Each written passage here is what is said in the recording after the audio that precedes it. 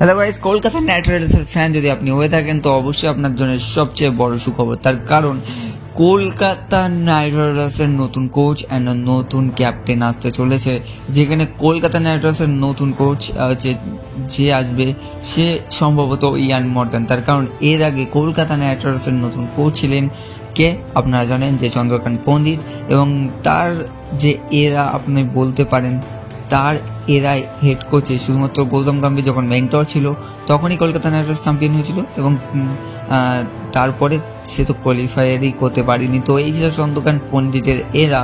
তো বাট যখন এরাটা 3 বছর খতম হয়ে গেলো তখন কিন্তু কলকাতা নাইট রাইডার্সের নতুন কোচ অবশ্যই আসবে। চন্দ্রকান্ত পণ্ডিত কলকাতা নাইট রাইডার্সের 3 বছর কোচ হেড কোচ ছিল, এটা আপনাদেরকে জানাই। তো এবার কলকাতা নাইট রাইডার্সের হেড কোচ সম্ভবত ইয়ান মর্গান হতে পারে, এবং ক্যাপ্টেন কলকাতা নাইট রাইডার্স সম্ভবত সবাই সঞ্জু স্যামসন বলছে, বাট না, কে রাহুল কলকাতা নাইট রাইডার্সের ক্যাপ্টেন হতে পারে। আর ট্রেড ডিল হয়তো 12 কোটি টাকায় হতে পারে, আর ভেঙ্কটেশ আয়ারকে হয়তো কলকাতা নাইট রাইডার্স ছাড়তে পারবে। আর এইটা যদি এর আগের বছর করতো কলকাতা নাইট রাইডার্স আরও বেটার পারফরমেন্স দিত, এটা আপনাদের মানতেই হবে। তো অবশ্যই আপনাদের মতামত নিচে কমেন্টে জানান, এবং আশা করি এই ভিডিওটা ভালো লেগেছে। আর অবশ্যই লাইক করো, শেয়ার করো, সাবস্ক্রাইব করো, এবং আমাদের চ্যানেলের সাথে এরকমভাবেই জুড়ে থাকো।